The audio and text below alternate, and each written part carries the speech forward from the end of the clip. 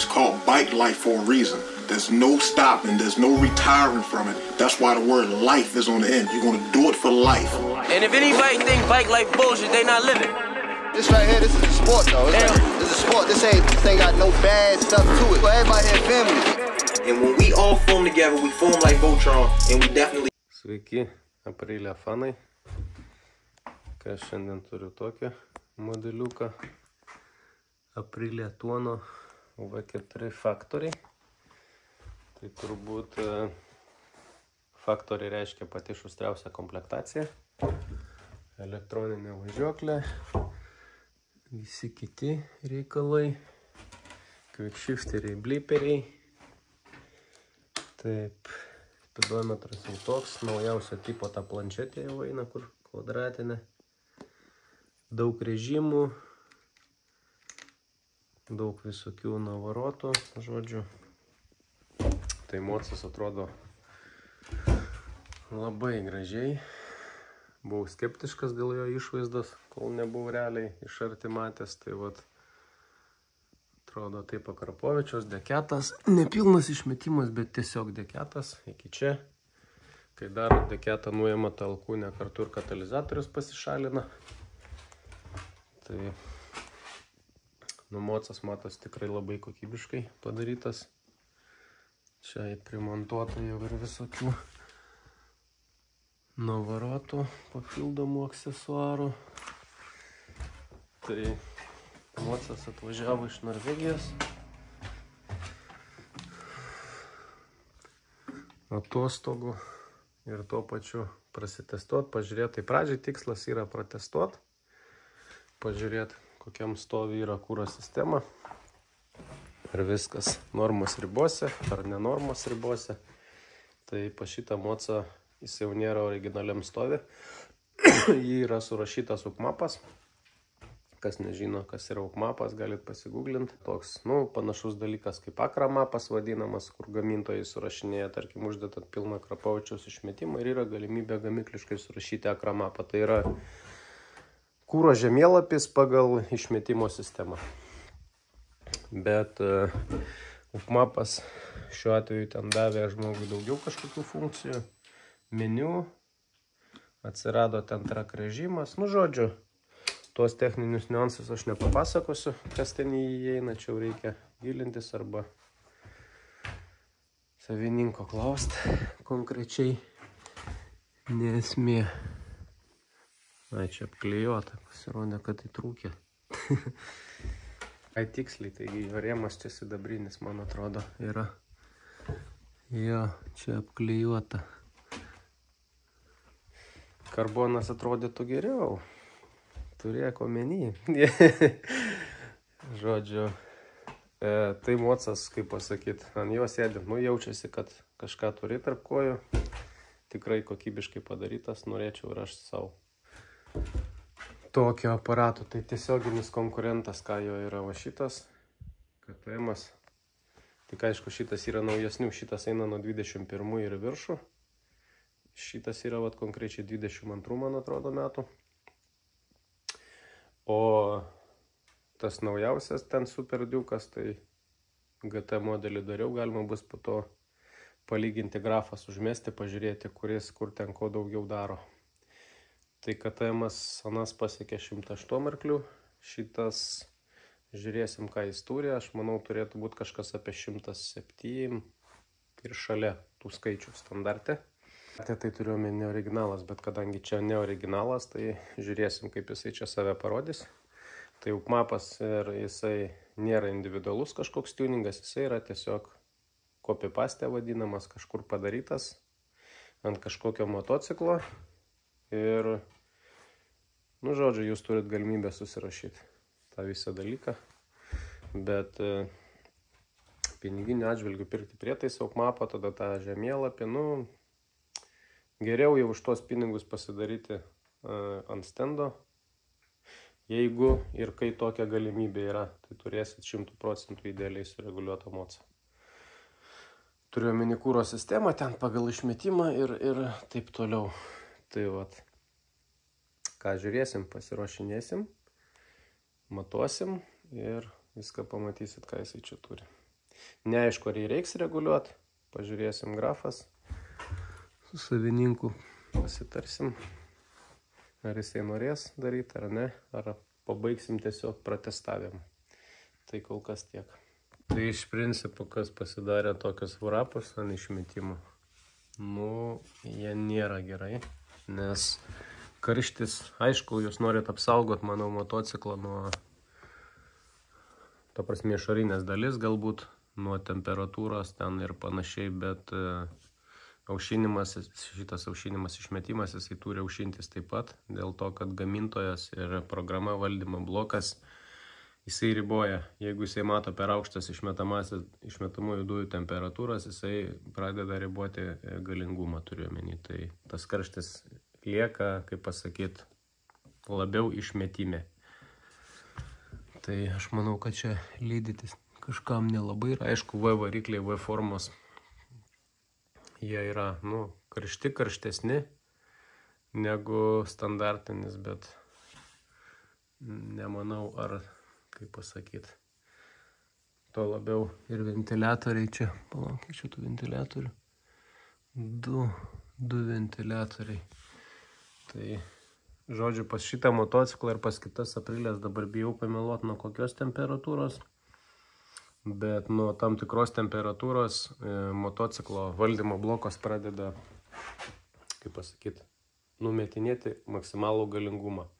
Pas kai kurios Aprilios būna užgesinėję, kai motoras karštas, tarkim, kažkur mieste trinatės, sustojat prie sankryžos, jum užgeso. Dėl to, kad pakyla per didelę temperatūrą motociklo, ventiliatorius, tarkim, ten per vėlai įsijungia, ar nespėja ataušinti tiek, kiek reikia, ir būna mocas užgesta paprasčiausiai. Tai yra vat toks niuansas. Ten taip pat užviniuota.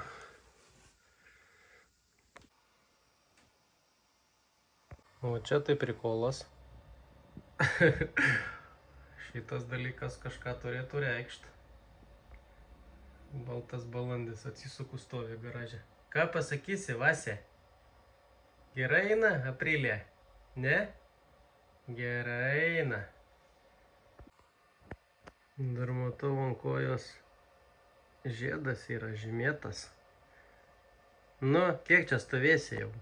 3 minutės stovi, turbūt, slaptai. Užteks jau gal, ne? Vasė? Bėgsi? Skrisi? Davai. Davai, namo varyk. Varyk namo, davai. Ką, Aprilė tuono darbas baigtas. Parodys rezultatus. Ką galiu pasakyti bendrai paėmus? Mocas ienas. Žodžiu, tai man patiko labai. Jeigu dabar kokią street ir norėčiau, turbūt imčiau tik tai tokį. Žodžiu, kokybė tikrai gera. Surinkimų ir visų kitų. Žodžiu, jauti, kad daiktas kokybiškas. Aišku, factory versija žymiai brangiau, man atrodo, kainuoja, negu ne factory, turėmenį paprasta. Bet kokiu atveju mocas tikrai žiauriai smagus. Aišku, galingumus, ne pats galingiausias, tarkim, iš streetų. KTM-as, tarkim, naujesnis, kurį dariau, aplenkė jį. Tiesa, dėl įdomumų uždėsiu grafas palyginimai. Tai parodė tiek pat arklių, kiek antros generacijos Super Duke'as, man atrodo. O tas naujausias 22 ten kur metų, kur dariau GT, parodė 108, tai šitas nusileido jam. Bet nemanau, kad ten tos kelios arklio galios kažką labai reiškia. Jeigu mocas žiauriai patinka, ta prasme, man asmeniškai tuono labiau patinka, nes jisai toks labiau, kaip čia pasakyti, siauresnis, toks, nežinau, lyg sportiškesnis, žemesnis mocas negu KTM-as, tai aš atsisėdu su pirštų galais vo žemę pasiekiu. Ir šitie tokie labai pasiišnešti dideli, tas bakas toks platesnis. Čia skonio reikalas, aišku, nieko nesakysim, bet kaip kam kas patinka. Man šitas mocas žiauriai patiko. Tai vat ką, einam prie skaičių turbūt, kaip ir sakiau, Čia yra upmapas surašytas. Tai kai kuriuose zonose upmapas buvo tikrai, galima sakyti, labai geras net. Kai kur geras, kai kur nelabai geras, kai kur labai blogas. Tai parodysiu tuos skirtumus, kas liečia piko galę. Šiandien pikinės galios nieko pasiekti nepavyko. Variacija yra 2 arklio galių. Ryte, kai buvo vėsų, čia parodė, einam iš karto turbūt, parodė 174 arklio galės. Tai yra stoko nevadinkim, tai yra jau upmapas. Įrašytas, modifikuota programa, kūro ir taip toliau. Tai kai jau garažas užkaito, mocas stipriai užkaito, ta galia jinai buvo stabiliai. Kiek besukau, visą laiką buvo 172. Tai galima sakyti 2 arklio galių skirtumas. Nukeltas ribotuvas šiek tiek. Tai va, pikė nieko dadėti nepavyko, dėl to, kad mišinys, parodysiu mišinį tiesą, pradžioj pavyko dadėti neblogai. Nuo žemų iki vidutinių tikrai. Tai dasidėjo čia 10 arklių. Čia 6 arkliai, čia 4 arkliai, nuo 4 iki 10 galima sakyti Newtono taip pat nemažai dasidėjo. Rytoj ryte dar kartą testuosiu, kai bus čia vėsų, žiūrėsim, ar jisai padarys daugiau ar ne. Kūrą pakoregavau, tai kaip žinot, V forma, kiekvieną cilindrų pusę reikia reguliuoti atskirai, maksimaliai geram rezultatui. Tai ant maksimalaus galingumo mišinys nebuvo labai blogas. Vienose cilindruose, kitose ant piko buvo nelabai geras. Tai čia, vat, matot, buvo upmapas, galima sakyti, praktiškai yra viskas normos ribose. Šitoje vietoje tik tai buvo per riebų. Taip. O dabar čia yra paskutinė korekcija. Nuimtas tas nereikalingas kūras, viskas pastatyta idealiai, žodžiu, per centrą. Kitose cilindruose rezultatas panašus, galima sakyti. Buvo taip pat gamyklinis, ne gamyklinis upmapas turiuomenį, per riebus. Nekritiškai važinėti tikrai galima ir nieko mocų neatsitiktų. Bet, kaip pasakyti, kam tas nereikalingas kūro naudojimas, jeigu jo galima nenaudoti ir turėti tą pačią galę, tarkim, ne? Arba dar jos daugiau, tarkim, atėmus tą kūrą. Tai tik tai pliusai. Tai vat, kas man nepatiko, šitą galima būtų buvę realiai ir palikti, ir važinėti, ir nieko nedaryti. Bet man nepatiko vat šitoje vietoje. Tai yra vienose cilindruose ant ribotuvo, prieš ribotuvą ant pačio piko buvo labai per lėsas mišinys. Tai jau jis buvo tikrai virš normos, čia yra labai didelis sūkiai, didelis sukimo momentas ir didelis karštis motorė turiu omeny. Šitas dalykas tikrai buvo nesveikas ir nesveikintinas. Tai dabar viskas yra dadėta. Tiesa, dar vieną korekciją dariau, papildomą. Vat, čia dabar yra galutinis, galima sakyti, rezultatas. Čia uždėtas tas kūras, žodžiu, kur buvo per lėsas. Viskas yra idealiai normos ribose. Logišką variantą matom ir kitoj gazo padėti, tai yra tarpinis variantas, vienas iš tarp midrange ir maksimalaus gazo. Dasidėjo nuo žemų šiek tiek per visą diapazoną. Galima sakyti praktiškai taip pat. Šitoje vietoje tik tai įvyko persipinimas. Čia vienas arklys skirtumas, tai vat ryte buvo 104, jau dienos metu, kaip pasakyti, darbų įkaršti 162. Tai vat kaip ir ant piko tos 2 galios varijavo, tai ir ant šitos gazo padėties jos taip pat varijavo.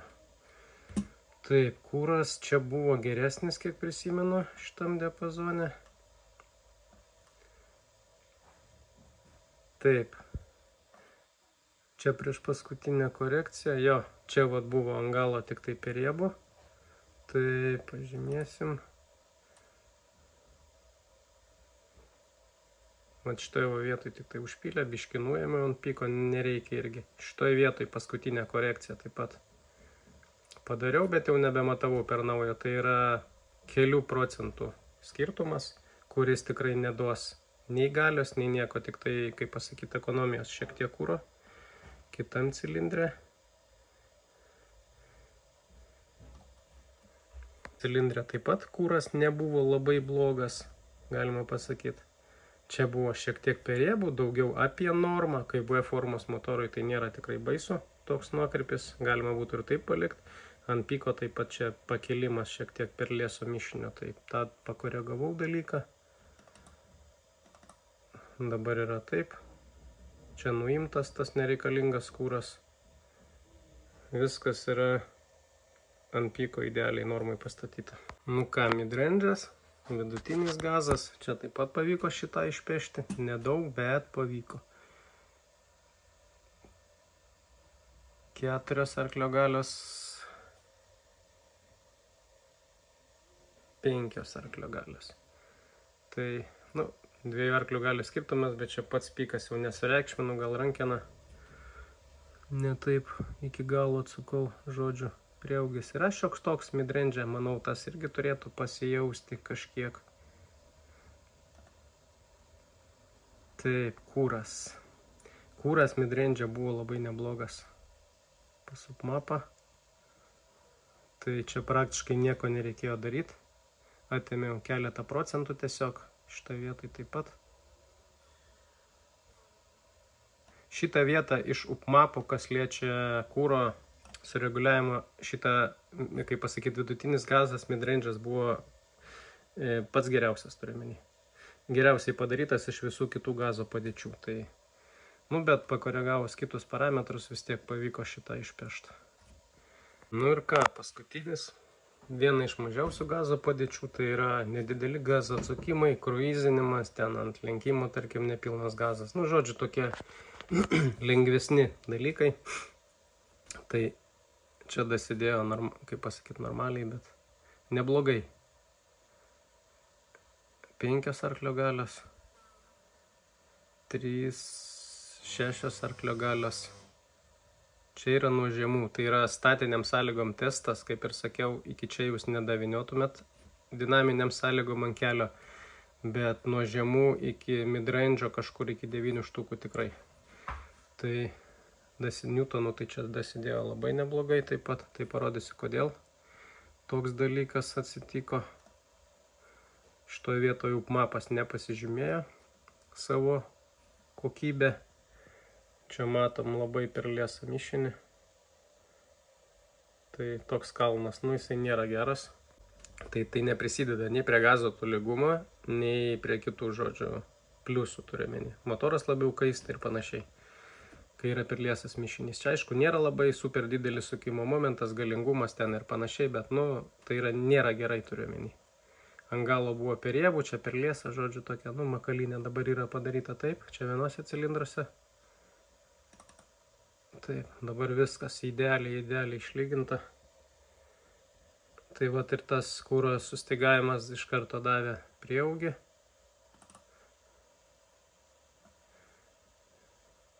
Kiti cilindrai. Ne, čia stokas. Stokas čia. Čia buvo irgi analogiškai kalnai per liesą visur. Ant galo buvo, normos ribose, bet irgi galima daugiau kūro toj vietoj dadėti. Tai va dabar yra taip padaryta.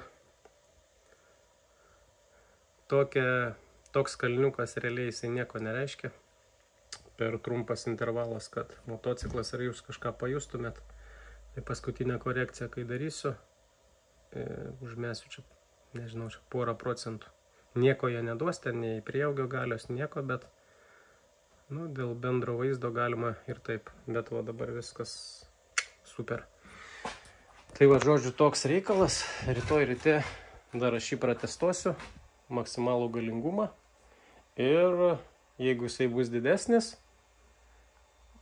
galutinės kreivės tada priseksiu kažkur, prie video nepriseksiu, nes reikia vėl perdarinėti, tada priseksiu prie savo profilio Facebook'e. Tai kas nežinot, galite sekti, yra vadinasi Motochip Tuning Lietuva Facebook'e. Toks puslapis, ten dedu video, galite susirasti, ten priseksiu ir tą galutinę grafą, jeigu jinai bus geresnė, turiuomenį, su geresniu rezultatu. Jeigu jisai išliks toks pats, tai prasmės kaip ir nėra. Tai vat, ką turbūt šiam kartui viskas, kaip ir sakiau. Jeigu dar kažkas turit aprilijų, nu, kokią kitokią norėčiau dabar. RSV 4, pavyzdžiui, iš naujesnių turit kažkas, manau, vis tiek. Gal norėsit pasikoreguoti. Tai čia turėkit omeny, čia buvo nestokas VS dyno reguliavimas, čia buvo jau upmapas VS dyno reguliavimas. Tai matot, vat, upmapas kai kur yra gerai padarytas, sureguliuotas, pataikytas, turiu omeny tas mišinys tuo copy-paste būdu, bet kai kuriuose vietose yra labai blogai, kai kur labai pavojingai ant pačio piko, ant žemų taip pat nėra gerai. Nu, važiuoti galima, kaip pasakyti, gal nedrošit iki ribotuvų, gal jūs tenkina tas netolygesnis važiavimas ant žemų, tai problemos nėra. Tai tas upmapas jis ten kitų pliusų duoda, žodžiu, tų nustatymų, meniu tenai ir visų kitų reikalų. Bet geriau tos pinigus, jeigu turit galimybę, investuokit, susireguliuokit mocą ant stendo, taip kaip priklauso, kiekvieną cilindrų pusę atskirai ir žinosit, ką turit, žinosit, už ką sumokėjot ir galėsit, kaip pasakyti, džiaugtis savo žaisliuku. Tai vat ką turbūt šiam kartui tiek. Linkėjimai Norvegijai. Atvažiuokit dažniau, daugiau. Visi laimingai, paka visiems.